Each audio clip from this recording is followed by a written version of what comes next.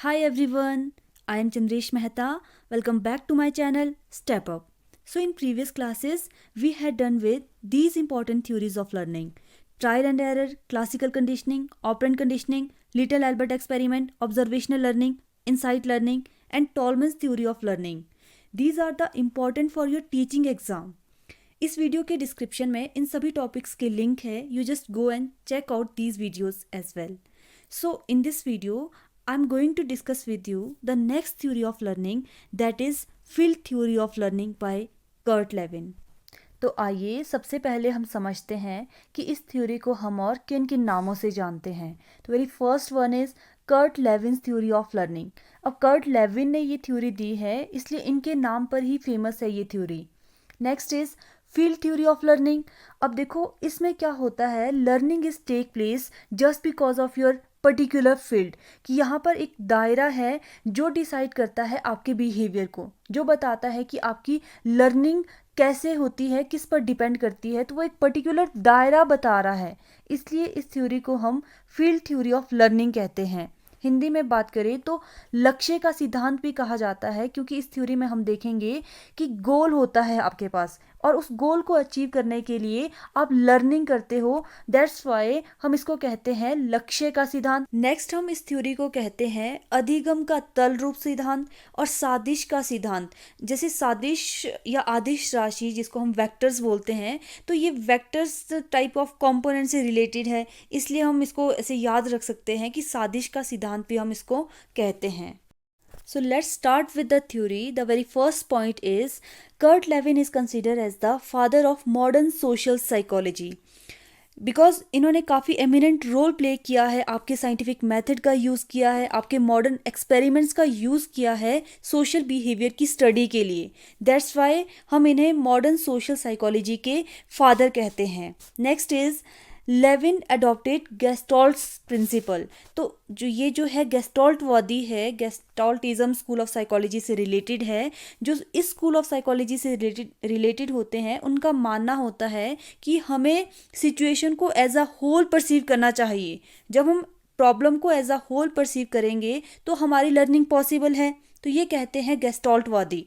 और याद होगा आपको, तो पिछली थ्योरी में हमने किया था टॉलमैन कोहलर की थ्योरी की थी. They are also related with Gestaltism school of psychology, जिनका मानना है कि हमें सिचुएशन को एज अ होल परसीव करना चाहिए.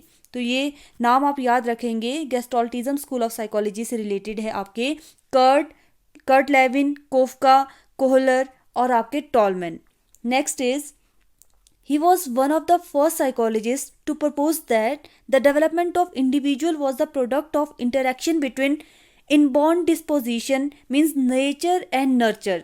कहने का मतलब है कि आपका जो बिहेवियर है it depends upon your environment. कि आप किस तरीके से रिएक्ट कर रहे हैं ये डिपेंड करता है आप पर और आपके एनवायरनमेंट पर, आपके एनवायरमेंटल सिचुएशन पर.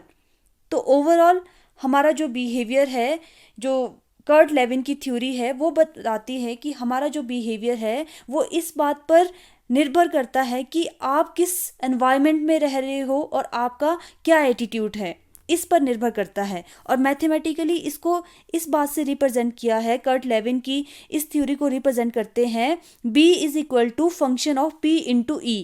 यहाँ पर B क्या है, आपका बिहेवियर, जो कि किसका फंक्शन है, P इंटू E. यहाँ पे P क्या है, पर्सन इटसेल्फ, और E क्या है, एनवायरनमेंट. कहने का मतलब है आपका जो बिहेवियर है वो डिपेंड कर रहा है पर्सन और एनवायरनमेंट पर, कि पर्सन किस तरह से इंटरेक्ट करता है अपने एनवायरनमेंट पे, वो बताता है आपका बिहेवियर. तो बिहेवियर आपका फंक्शन है पर्सन इनटू एनवायरनमेंट. तो ये मैथमेटिकली रिप्रेजेंट करता है इस थ्योरी को ये इक्वेशन, जहाँ पर क्या है, which means behaviour of an individual is a function of interacting person in the total psychological environment. Next is Kurt Lewin represents his theory through a diagram in which an individual is in the center. He moves through his life space, which consists of the totality of facts that determine his behavior at a given time. तो ये जो Kurt Lewin है इस theory को पूरे एक diagram के through समझाते हैं कि किस तरह से हमारी लर्निंग होती है. और ये जो डायग्राम है क्या क्या कंसिस्ट करता है, life space, individual himself, individual होता है, इंडिविजुअल का गोल होता है, और इस गोल को पहुंचने के लिए कुछ एक बैरियर्स भी होते हैं, वेक्टर्स होते हैं, वैलेंस होते हैं, इंडिविजुअल मूवमेंट होती है, and the path he must to follow to reach his goal, कि और वो कौन सा पाथ फॉलो करता है इस गोल तक पहुंचने के लिए। तो ये कुछ एक की एलिमेंट्स है इस थ्योरी के, इस डायग्राम के, जिसकी वजह से आपकी लर्निंग पॉसिबल है। तो आइए इस डायग्राम से समझते हैं पूरी थ्योरी को कि क्या कहती है थ्योरी। तो देखिए, शुरुआत करते हैं पर्सन से। तो पर्सन क्या एक्ट कर रहा है यहाँ पे, सेंटर ऑफ द स्टोरी। अब पूरा खेल पर्सन का है और उसके एनवायरनमेंट का है। तो समझते हैं कैसे। अब ये पर्सन है, पर्सन को पहुँचना है अपने गोल तक। ये क्या है, उसका गोल है जहाँ तक उसने पहुँचना है। अब इस गोल तक पहुँचने के लिए रास्ते में बहुत सारी अड़चनें आती है। इन अड़चनों को हम कहते हैं बैरियर्स। तो ये क्या है, पर्सन के सामने गोल तक पहुँचने के लिए कुछ एक बैरियर्स है। अब इसके अलावा यहाँ पर वेक्टर्स शो किए हैं। अब ये समझते हैं वेक्टर्स क्या है। अब देखो, पर्सन की साइड जो एरो लगा है ये हमारा है ड्राइविंग फोर्स, जो हमें अट्रैक्ट करती है टूवर्ड द गोल, मतलब गोल तक जाने के लिए हेल्प कर रहा है हमारा ड्राइविंग फोर्स, हमारा ये वेक्टर जो कि पर्सन की साइड एरो है।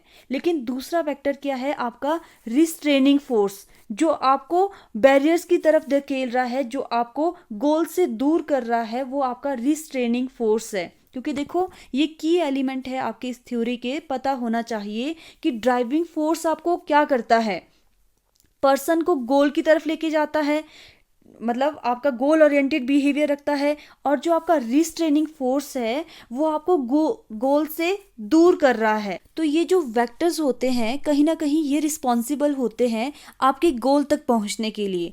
देखो, अगर ये वाला जो वेक्टर है मींस ड्राइविंग फोर्स, आपके इंटेंसिटी ज़्यादा है इसकी, ये डोमिनेंट फैक्टर है, तो आपको कोई नहीं रोक सकता है आपके गोल तक पहुंचने के लिए।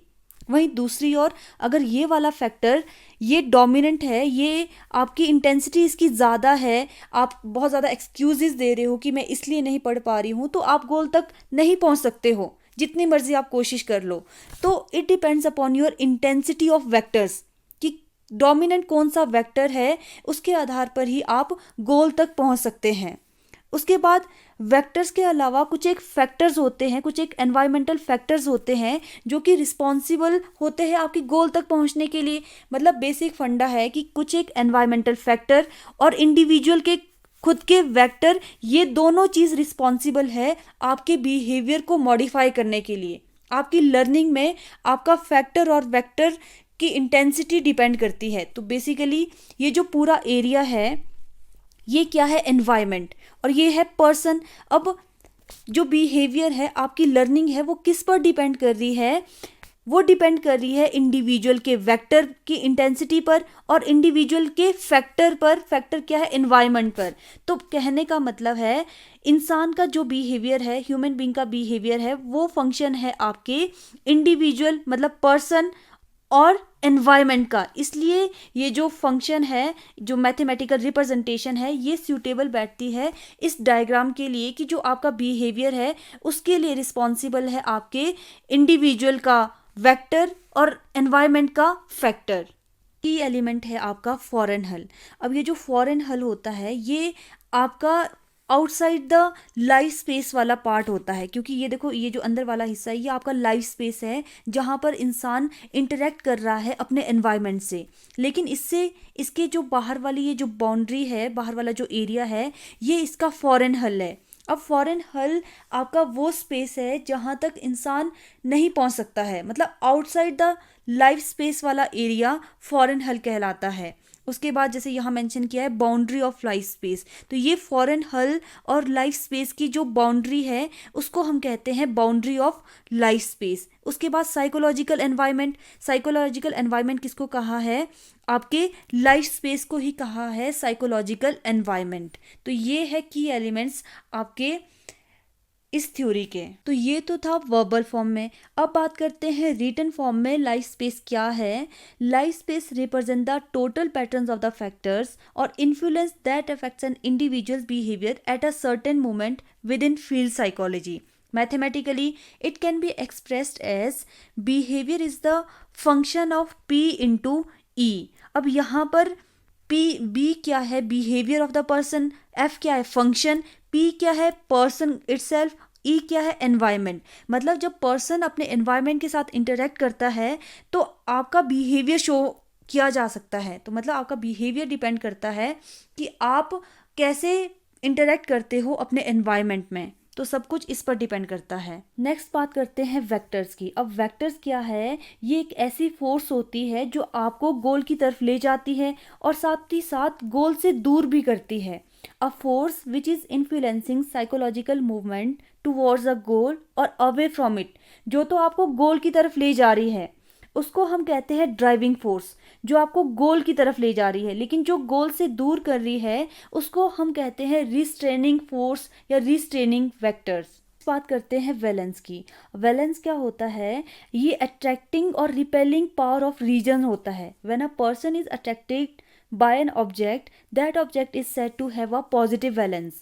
When a person is repelled by an object, that is said to have a negative valence. कि जो ऑब्जेक्ट आपको अट्रैक्ट करता है टुवर्ड द गोल वो होता है आपका पॉजिटिव वैलेंस, जो आपको रिपेल करता है, आपके गोल से आपको दूर करता है, उस ऑब्जेक्ट को हम कहते हैं negative valence. Next is conflicts. अब ये जो नेक्स्ट एलिमेंट है कॉन्फ्लिक्ट्स है, टेंशन है, ये कब अराइज होता है, जब हमारी साइकोलॉजिकल नीड फुलफिल नहीं होती है, और इसे रिलीज किया जाता है जब हम गोल तक पहुंचते हैं, गोल को अचीव कर लेते हैं, तो उसके बाद हम इन कॉन्फ्लिक्ट्स को भी ओवरकम कर सकते हैं। And conflicts arises when a person need to decide between two alternative. जब पर्सन के पास दो अल्टरनेटिव्स है और वो डिसाइड नहीं कर पाता है कि किसे चूज करना है, तो कॉन्फ्लिक्ट्स आते हैं, टेंशन्स पैदा होती है। ये टाइप्स है कॉन्फ्लिक्ट्स के। अप्रोच कॉन्फ्लिक्ट्स होते हैं, अप्रोच अवॉइडेंस कॉन्फ्लिक्ट्स होते हैं, एंड अवॉइडेड कॉन्फ्लिक्ट्स होते हैं। तो समझते हैं सबसे पहले अप्रोच कॉन्फ्लिक्ट्स क्या होते हैं। आपके अप्रोच कॉन्फ्लिक्ट्स में दो पॉजिटिव वैलेंसिस फोर्स है। तो जब देखो जहां पर पॉजिटिव वैलेंस फोर्स होती है वो आपको अट्रैक्ट करती है टुवर्ड द ऑब्जेक्ट। अब क्या है, ऑब्जेक्ट की तरफ अट्रैक्ट कर रही है, ये आपके पास ऐसी दो वैलेंस पॉजिटिव फोर्स हैं। फॉर एग्जाम्पल से समझते हैं कि a child want to enjoy TV and same as he also want to play with his friends. कि देखो एक साथ चीज़ें हो रही है तो ये भी कॉन्फ्लिक्ट कहीं ना कहीं पैदा कर रही है कि बच्चा उसी टाइम पे टीवी भी देखना चाहता है और सेम टाइम पे बच्चा खेलने भी जाना चाहता है अपने फ्रेंड्स के साथ। तो यहाँ पे क्या हो रहा है, कॉन्फ्लिक्ट्स आ रहा है। अब नेक्स्ट इज अवॉइडेंस कॉन्फ्लिक्ट्स। यहाँ पे क्या है, दो नेगेटिव वैलेंसीज है जो आपको रिपेल कर रही है ऑब्जेक्ट के पास पहुंचने में।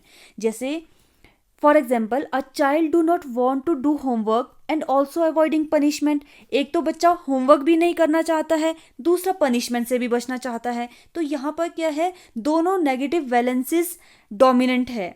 नेक्स्ट केस में क्या है, अप्रोच अवॉइडेंस कॉन्फ्लिक्ट। यहाँ पे क्या है, साइमल्टेनियसली एक पॉजिटिव वैलेंस है, दूसरा नेगेटिव वैलेंस है। कैसे, a child want to participate in sack race but simultaneously avoid due to fear by being spoiled and dirty dress.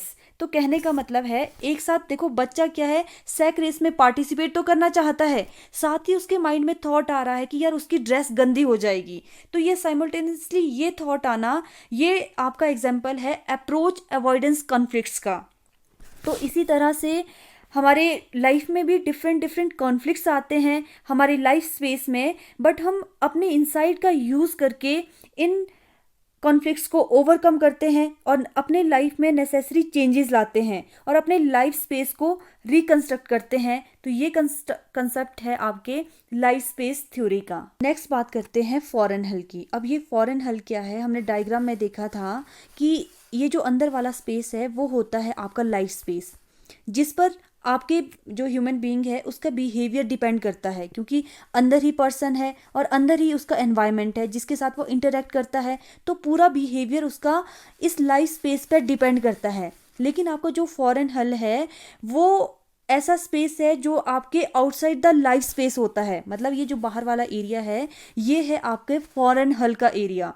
जिस बिहेवियर को आप ऑब्जर्व नहीं कर सकते हैं। लेकिन हाँ, अगर कोई तीसरा पर्सन आपको ऑब्जर्व करना चाहता है तो वो इस फॉरेन हल के एरिया को ऑब्जर्व कर सकता है, लेकिन आप खुद इस फॉरेन हल के एरिया को नहीं देख सकते हैं। है last element of this theory की, जो कि है बैरियर्स। अगर आपको याद होगा, आपके डायग्राम में हमने देखा था कि ये गोल तक पहुंचने के लिए जो ये बैरियर्स होते हैं वो एक अर्चन का काम करते हैं। मतलब यहाँ गोल है, अगर बैरियर्स रास्ते में है तो हम इस गोल तक नहीं पहुंच पाते हैं, इंटेंसिटी घट जाती है आपके अट्रैक्टिंग फोर्स की। तो ये बैरियर्स क्या है, restrict the persons movement toward the goal. हमें गोल तक पहुंचने के लिए बाधा उत्पन्न करती है, अड़चने उत्पन्न करती है ये barriers. That is all about the Kurt Lewin's field theory of learning. I hope this theory is clear to all of you. अगर आपको डाउट हो तो प्लीज़ कमेंट सेक्शन में ज़रूर लिखिए। अगर आपको ये वीडियो यूज़फुल लगी हो तो प्लीज़ मेरी वीडियो को लाइक कीजिए, शेयर कीजिए, चैनल को सब्सक्राइब कीजिए। Thanks for watching step up. Stay connected.